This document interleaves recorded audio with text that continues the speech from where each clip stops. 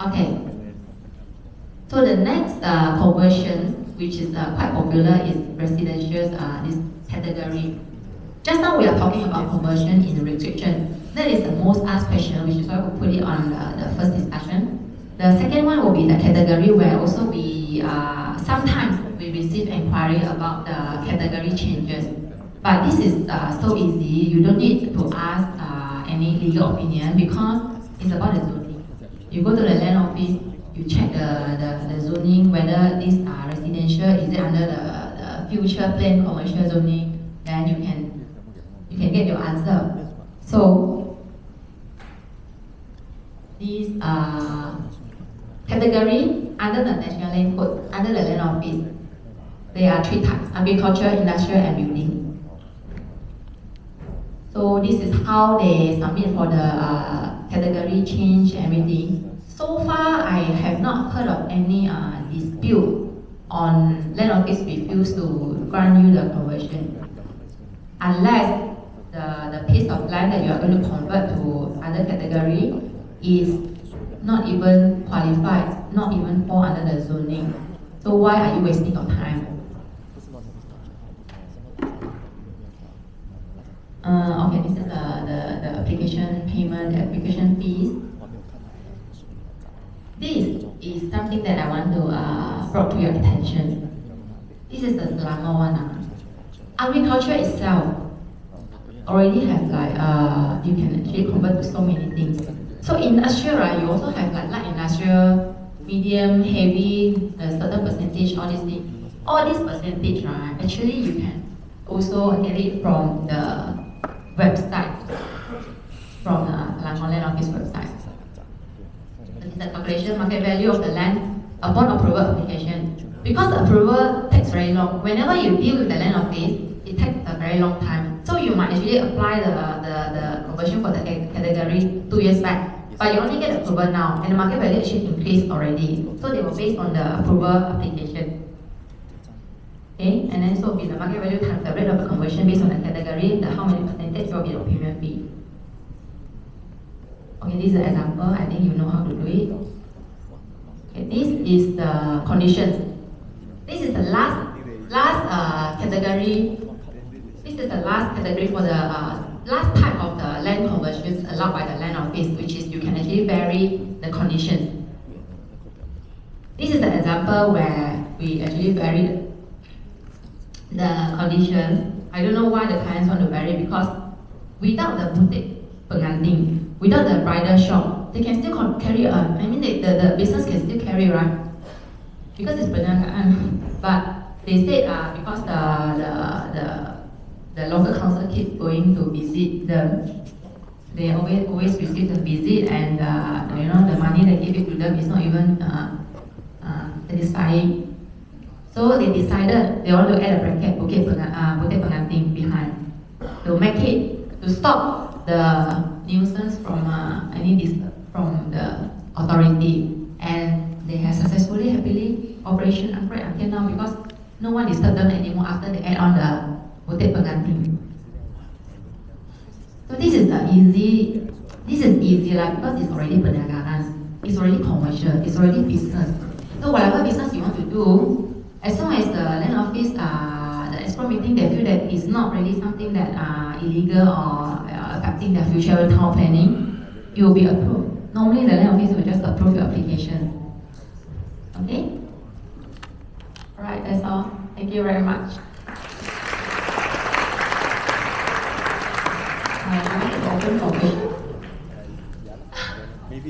Alright, thank you so much to Eve. Now next, ladies and gentlemen, if any question you want to ask or not about this, the sharing just now from our managing partner LHGO and Co. Eve, any questions from the floor? Line, we have one gentleman there.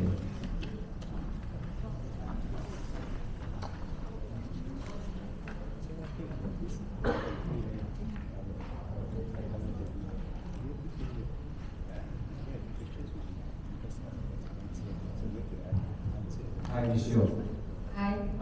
First, I make an obligation. I am neither a lawyer or land surveyor.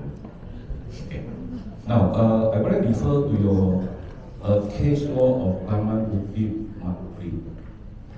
Is it Maruri? Yeah, Maruri. Yeah. You mentioned just now it's advisable for those householders now to submit using Orang 12A to the land office in order to get back the freehold title. Am I right? This one is application from land office. Application, yes, yeah. yes, yes. This Orang 12A is talking about surrender your property to the respective land office, and once it's approved, it is reverted as a state land. I think that is about section 197 to 199. Okay.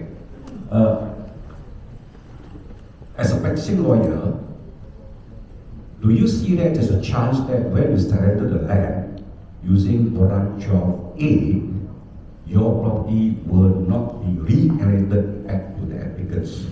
Yes. Okay. The thing about the land office, right, is most of the time it's about public policy. So I can also say that right now, if you don't do it now, if the KL land office successfully appealed in Court of Appeal, and the Court of Appeal decided the High Court has made the wrong judgment, I have to revert it. Then maybe those owners, maybe the land can be converted back to the leasehold. So the Borang 12A, right, is the current forms that we have in the land office to make such application. They have not created any new form to cater this kind of situations, because I believe this is the first time they get challenged and they are being demanded to revert this whole back to a freehold. This might be the first time for the KL land office. So to cater this kind of situations, they issue a new forms to allow the public to apply it by themselves, or they have to use back the old forms according to the National Land Code. Will you consider or advise your client using Form 12C? Okay, as I said just now, I will always advise the client to go to the court. You get a court order, and the court order will actually waive everything, all the liabilities, and they actually compel and demand the land office to register and to the freehold status. So if you want to go to the land office, you have to use their forms. The National Land Code doesn't have any forms which cater this kind of situation. So if they really want to go for specific forms to cater this freehold conversion from the leasehold to freehold, they have to go through a lot of things. They have to really revise the National Land Code. There must be amendments on it. It's not about whether this foreign child is prejudiced on this owner's right. It's not about that. There is no form available right now to allow them to go to the land office, select the right form, because all the form in the land office is already stated in the National Land Code. So, Yeah, I can understand that. I just want to share with one state that I was employed. I don't live in. The developer using Form 12C to submit for surrender and re-annulation. And at one point, the PDG issued directive, from now on, you use 12A. So this was a question is, all developers were actually surprised and scared. I'm using 12A to render my land to the state, and it is not subject to a condition that is going to be re-annulated. That's point one. Point two, if it is re-annulated, the state authority got power to impose any conditions, just like from you surrender freehold, you give back freehold, because using 12A, you surrender free of your own will. That is my question. So using some discussion with the respective head office authority and also the politicians, eventually the procedure will go back to Form 12C. So this is my point, because if you ask me to surrender, I will be scared, because why? It is not guaranteed that I will get back my land. Thank you. we still not. Go back to the slide. I want to bring you to the slides where the KLN office issue the publish this one slide where I actually published the So the slides, right, is specially designed for the Sri Petaling and also the Taman Bukit Maluri owners.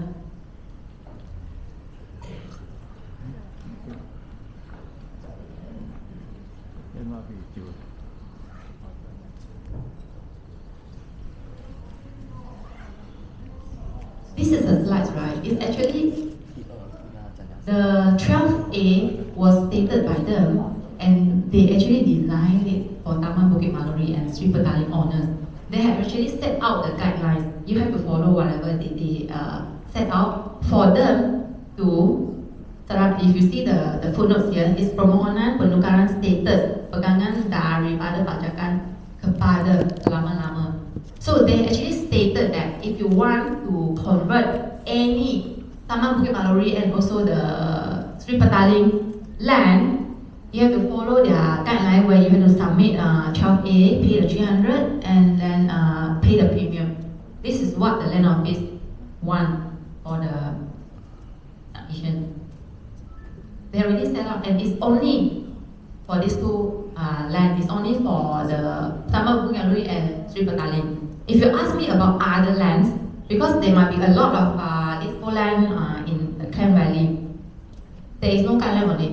If you say that, if let's say Kota Damansara or Tropicana Golf, you say it's a leasehold land, and I want to convert it, I want to apply it. So there won't be any rulings, but normally we will advise, let's go back to the guideline which the land office provide, because that is for the conversion from leasehold to freehold. I hope I answered the question. Yeah, thank you. All right, thank you. Is there any more questions? Okay, we're going to take two more. I'll be there one.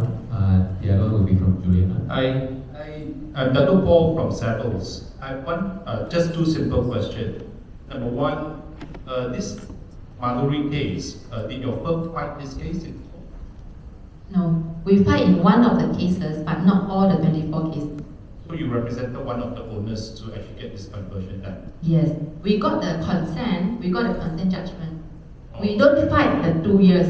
Oh, okay. Yeah, we interrupt and we get the consent judgment. The other thing just now you mentioned that the High Court, they actually won in the High Court. So now you get everyone to convert from leasehold to freehold, right? Yes. If let's say this thing, once you get it converted, you have a new title issued, right? Yes.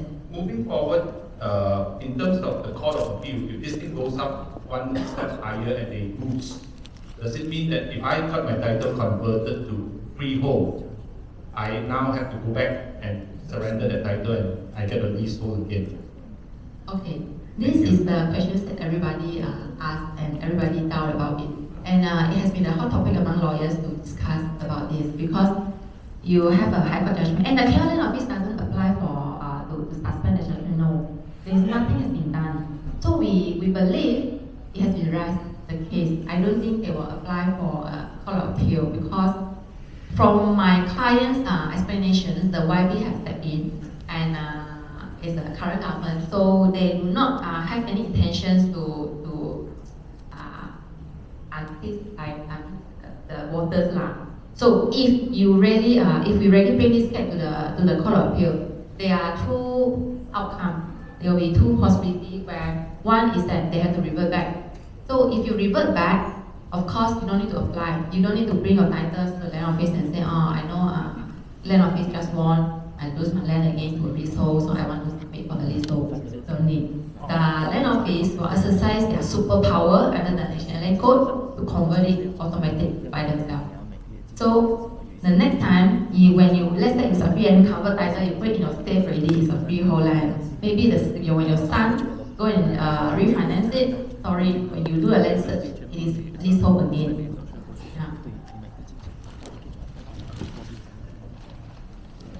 Okay. We have Juliana, I think just now you raised your hand. Yeah, here.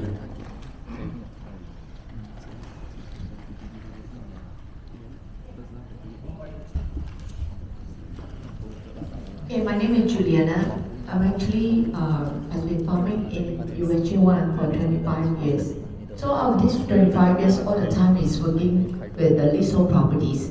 Just now you mentioned that if let's say Bumi unit if sell to non-PUMI, the transaction actually it materialized for many cases, and it just that have to take time from PUMI change to non-PUMI. Even from PUMI, you see this status is very unique. They say after 10 years, okay, regardless whether it's a PUMI or non-PUMI, then if let's say you do appeal, then it can be transferred. So this is what I know. One. Second one is USG 1. They have two types. One is leasehold and freehold. In USG 1, there's total about 240 acres, the place that I jaga. So it has been leasehold all the time, 99 years. Right now, some of them left about 70 years. And then there's the saying, my clients approach me many times. They say, ask us to go and appeal to get all the freehold. So somehow or other, because of the political issue, and then the people who actually, ask your politician to do it. So is there any possibility? Because half of it is freehold, and half of it is leasehold. So being that, how do you see? Okay, first of all, right, do you mind to have your clients go to the land office or do some history research whether there is any possibility that this is a freehold? It was a freehold last time. Because the High Court judgment, right, it has been very clearly set up the precedent. It's a very clear precedent. If the land was originally freehold, then you can actually apply to convert it to leasehold. So there is already a precedent on it. So if you have any leasehold property which you suspect last time is a freehold, you do a history search. If this is true, then bring this to the court, challenge it. Gather a few a few owners. We do a class action, go against the land office and get an order. Then benefit the whole neighborhood. Because of this, I'm a freehold person. I never buy leasehold property because I know the lease will expire and I want to pass my next generation. Because of this case, since last year, I started to look for the leasehold property, and I did myself do some research on the background because I want to when you go in low, then you flip, you get a freehold. Of course, the price is going to flip like 2 or 3 times. So I did myself research like this.